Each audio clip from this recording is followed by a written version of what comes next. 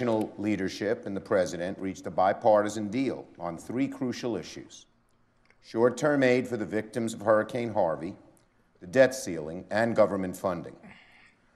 Alongside the aid package for Texas and Louisiana, the Senate will take up and pass an extension of government funding and the debt ceiling, both to December 15th, although that may be modified to December 8th, as I understand it. And we all agreed to work together to avoid a default in December as well.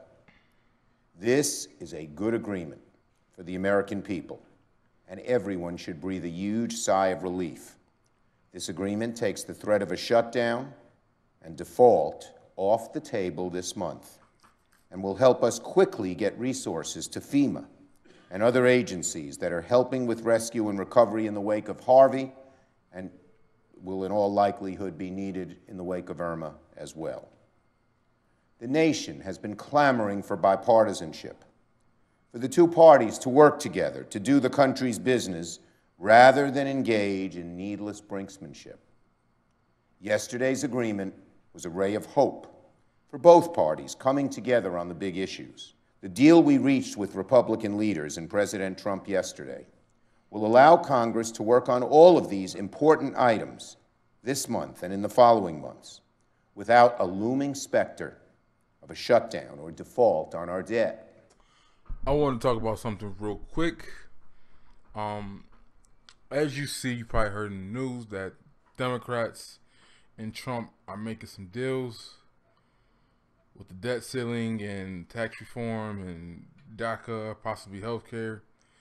But what's interesting about all that is that you don't see the fake response that you see from black leadership, whether it's the CBC, whether it's HBCUs, or even black leadership in Congress, like your auntie Maxine.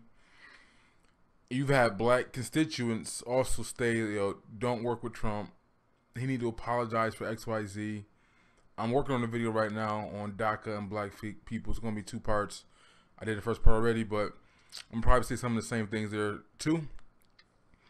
But pointing out how you have black liberals who are voices for black people, like April, who usually goes on Roland Martin's show.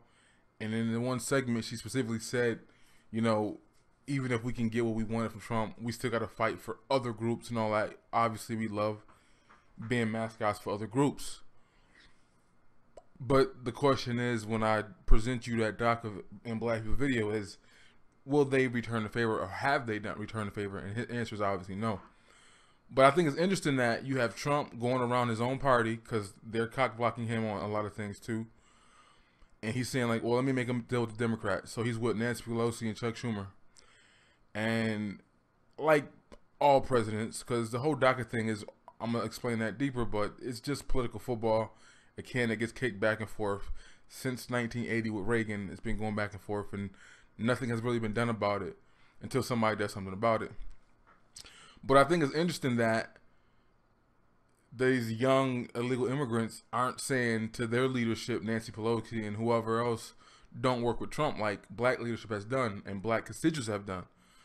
Apparently black people are saying, well, we're cool with our issues not being addressed with policy, just like the last 8 years. So the next 4 years at least will look like the last 8 years. Meanwhile, every other group, every other constituency, despite disliking Trump, they're going to get shit done. Black people are not. And again, do you think that your DACA allies would do the same thing? Would they put themselves in a position where they would pause any policy getting done with them on behalf of black folks for criminal justice, right? That's one of our issues majorly by what you see in the media, right? We're protesting the NFL over the fact that both our attorney generals and our half black president didn't do anything in regards to criminal justice, but we're going to run to protest the NFL, though. Like, they can fix that or do anything about that. I don't get that. That, to me, is stupid, and I'll talk about that in a different video, too. But this is how politics works. It's trade-offs. It's deals being made. It's sacrifices. But you actually have to be in the position to work with the politician to get things done. And what we see from black leadership and black constituents is like, no, black people said fuck Trump. They said fuck any person who works for Trump, fuck any black person who takes a picture with Trump. That's where we stand. And again, that's fine, but that's where we stand for the next 4 years politically. And our issues will not be met from a federal level. And I don't even know at the state level, because since Obama's been in office 8 years, Democrats have lost 13 governors and over 1,000 seats. And I think Atlanta is at its first time in history where it's about to not have a black mayor. So, like, Georgia's already turning more red, and then the one space where it should still be blue, I think the person is a Democrat, but he's just not black. But that's just opened the door for it to turn red too in the future. But that's just my point. Nancy Pelosi and Chuck Schumer, as much as there's videos of Chuck Schumer talking about DACA, kids can't stay here, just like there's videos of Hillary saying the same thing, just like there's videos of Barack Obama saying we need a fence, which is, again, this stuff is stupid, how we're acting like one party's responsible or one party doesn't care. That shit is all dumb. It's all theatrics, it's all politics, and it's stupid that we act like we can't pay attention to what was said or what was done, right? But these people are working on behalf of their constituents. And it's interesting, like, Trump pledged like $7 billion to Houston for the flood. So in that room with Chuck Schumer and Nancy Pelosi, and Nancy's in California, so she has a vested interest in the DACA thing because those are her future voters. Your auntie Maxine is not in that room. Your girl Kamala Harris is not in that room, and she's from California too. So that's interesting that when it comes to the illegal immigration situation, I understand people like Maxine Waters and people like Kamala Harris. They're gonna, like, that was Kamala Harris' issue. Like, what she fought for was gay legislation and illegal immigration. That was her, what got her into the Senate. Those were her babies. Those were her things that she fought for, right? So just based off politics, I understand that their issue, they're going to focus on that more than black issues, period. Yeah, Auntie Maxine is in a more black district, even though she doesn't live in the district that she's over. She lives out in the boonies in a $1 million mansion, but the district that she represents is more predominantly black, but her state isn't. Like, she has a lot of illegal immigrants without. So her attentions are divided. But just thinking about that, neither one of them are going to be in that room, in this room that happened, when these deals are being made with billions of dollars being put behind policy. And that's what it's all about. And that's what it just says to me. Like, black people are too emotional for politics. People saying, like, oh, we can't work with Trump until he apologizes for Central Park 5, or until he apologizes for this or apologizes for that. This he called Mexicans rapists, some of them. Are they saying, no, we don't want you to fix DACA until after you apologize for that? Like, no, they're not doing that dumb shit. They want to get policy, right? There's certain things, again, it's about trade-offs. There's certain areas where you're going to take L's. As long as Jeff Sessions is Attorney General, we taking the L on that in that space. From the federal level. From the state level, that's when you go out and vote and make sure you get the right representatives in place. People who run it on police brutality. Lots of people are making that their platform to run on. So that's just up to you when you do something on a local level. Who's your sheriff? Who's your governor? Who's your mayor? Those things matter more importantly. But on the federal level, Jeff Sessions is in that space. You had Trump not pledge to give more money, but he said he wouldn't touch any of the money that was already relegated to HSBCUs, while at the same time he's cutting education funding. So it's like he already did better than Obama by letting them get the money that is supposed to get to them, but at the same time he's overall cutting the budget of education without touching the money for HSBCUs. But when you listen to the liberal media, they're saying, oh, he's cutting HSBCUs. He's not.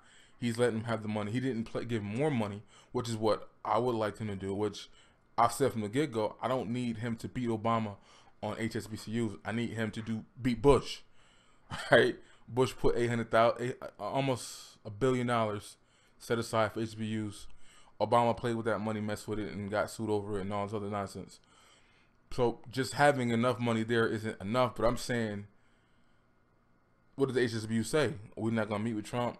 We're not messing with him, and that's fine. Again, that's the political choice that black people want, the constituents want that, and the leadership are representing that. But we're looking at your competition, your future, or your so-called allies. They're not making no sacrifices. They want the policy to meet their issues.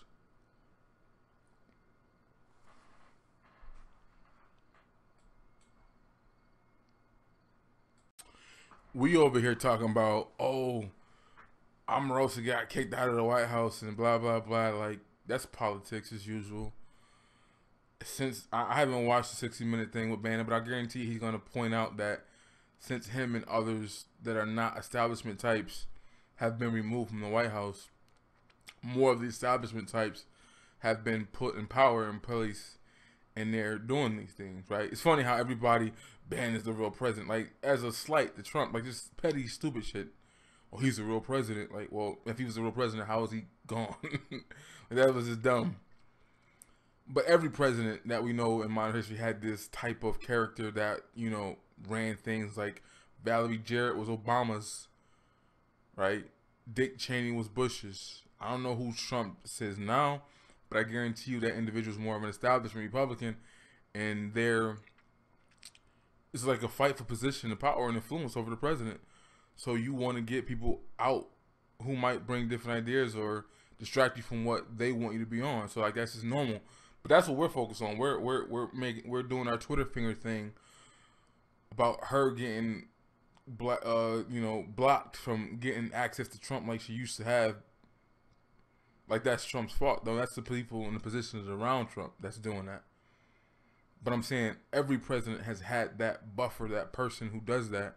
But we only care about this administration. We didn't care that Valerie Jarrett did the same shit to Obama and that Cheney did the same thing to Bush. But that's the question for your liberal ally friends, for your DACA recipients. You see them about to get some policy done to address their issues. And the funny thing is this is what I think too. I'm just talking, but think about what I'm saying. You have DACA, right, which is about 800,000 kids who, we keep calling them kids, they're probably adults too, that ain't supposed to be here. And the funny thing, they keep saying they're kids, but if they're truly kids and not adults, how can they make the argument that they're in the military and college? Anyways, but you have imagery of them saying things like, I love this country, I'm gonna fight for this country, I'm in the military, I don't know any other place, blah, blah, blah. At the same time, think about how that looks politically. Think about the optics of that, right? You have them saying, I want to be here.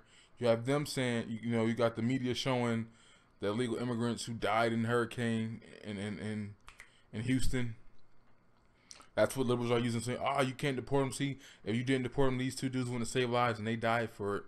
That's their argument. But at the flip side, we have our own issues and we're not operating in what they determine is patriotic.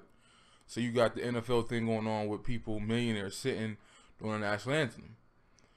And I'm just saying, look at that imagery though. When you have millionaire black folks sitting for valid reasons, we have an issue with criminal justice that the NFL ain't got nothing to do with. That's politics, right? That's voting in the right attorney generals and people to do the right things. But they're sitting on the benches in the NFL protesting the national anthem, right? And white America is looking at that saying they're pulling their political card, right? You got the black card, you got the race card, you got the gender card. White America operates with their patriotic card, which is a lot of BS a lot of times. But they're pulling it. And I'm just saying, what do you think the ramifications of that could be, where our alleged competition, right? Because remember, black folks are economically at the bottom. We're not producing enough children to match where we are. We're still 30% of the population. They're surpassing us by far. They're even surpassing white folks at the rate of birth, not numbers yet. The country's still dominantly white, like 170-something million of them are white. Out of the 300 million, 170 of them are white. But their numbers aren't growing though. They got the epidemic with heroin and whatnot, and then they're not having as many children either. So 20, 30 years from now, that's going to look different. But what are we going to look like in 20, 30 years from now when we don't? I think in my city, a few years ago, they said it was like for every 10 babies that were born, 9 black men die. So that's not good when you're trying to keep your numbers up, or whatever, and reproduce and whatnot. But my point is, what do you think that imagery looks like when they're playing the patriot card game? When they're playing the "this is my only country, the only country I know, I want to be here," blah blah blah. While we, for valid reasons though, obviously, are saying, we sitting on the national anthems, and we're saying things like, well, a person of color shouldn't be in the military, or a person of color shouldn't be a police officer, which I'll talk about that later. What do you think the optics of that will do? And how will that be viewed politically? And if people are going to make a side of who we're going to choose to focus on in the next couple of years in election, do you think it will be us or them? Call on his administration to give all DREAM Act eligible youth the chance to enlist in the military. They say documented youth are allowed to stay legally and work here in America. To President Obama's Deferred Action for Childhood Arrivals Program, or DACA, not all can serve in the military, despite several legislative attempts. Recently, the House rejected a provision that would have allowed Dreamers to enlist in the military. The DREAM Act coalition says under existing statutory authority, President Obama can direct the Department of Defense to allow qualified Dreamers to serve in the U.S. military. Even if an advocacy group is now calling on President Obama to allow all Dreamers the chance to enlist, there's still a small number of Dreamers that can apply for the U.S. Armed Forces. So, we'll be able to hear the details about this through our guest this evening. Balita America, we have Sergeant Kathleen Viray. Welcome to Balita America, Sergeant Viray. Good evening. All right. Now, under these existing laws, not all qualified Dreamers will be able to enlist in the military. There's a very limited number of these Dreamers are qualified to enlist in the program, which is called the MAVI program, right? Especially if they are fluent in foreign languages like Filipino. Now, have you actually enlisted Dreamers under this program? Actually enlisted like 2 weeks ago, a Korean MAVI kid. He just joined 2 weeks ago. He's actually going to be reserves unit. He's on a 6-year contract with a Mountain View office, and he's going to be a financial management technician. And he's under the DREAM Act. So I did take care of his paperwork like mid-April, and he just finished joining up like 2 weeks ago. Sergeant Viray, under the MAVI program, can select Dreamers get a pathway to citizenship? Yes, ma'am. So we have to do the background check for 6 months before they ship. In the 10 weeks while they're like doing basic training boot camp, they're already processing the paperwork. By the time they graduate boot camp, they will be a U.S. citizen in the United States. Now, you've reached out to a lot of immigrants as a recruiter. Why is it important for many kababayans, including those who are undocumented, to serve in the U.S. Armed Forces? Well, this is an opportunity for them to be not in an unstable situation now. So they have like more rights, like they can actually vote for one, make a change in the, whatever's going on in our government. That's one. Two, like if they want to get their family in the United States, it's a pathway, a stepping stone to get their citizenship later on. All right. I understand you yourself are a green card holder, and were you able to get your citizenship status through this program? No, ma'am. I actually, because I'm a green card holder, I fell under a different category because I joined in 2004. So back in the day, it took almost 2 years for me to get my citizenship. But now, in the last 3 years, it takes like 10 weeks now from the time you start basic training. All right. So many benefits await even the undocumented, I suppose, because of this new programs that we're trying to institute, right, Sergeant? Yes. All right. Thank you very much for joining us here in Balita America, Sergeant